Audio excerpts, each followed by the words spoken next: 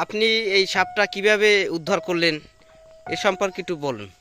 আজ 4ই এপ্রিল 2026 ইংরেজি তারিখ আমরা বিশ্বস্তে খবর পেলাম মধ্য আমরবনিয়া বাচ্চু মিয়ার বাড়িতে একটি অজগর সাপ তার মুরগির খোপের পাশে এসে অবস্থান করেছে এবং নাকি তার কিছু মুরগির ডিমও খেয়ে ফেলছে।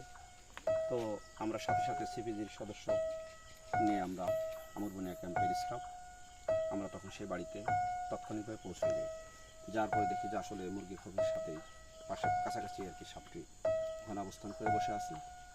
হয়তোবা এলাকার লোকজন সাপটিকে মেরে ফেলতে পারতো, কিন্তু এই হিসেবে আমরা যার সাপ যার বাড়িতে পেয়েছি তার সহযোগিতায় সাপটিকে আমরা উদ্ধার করে আমরবনিয়া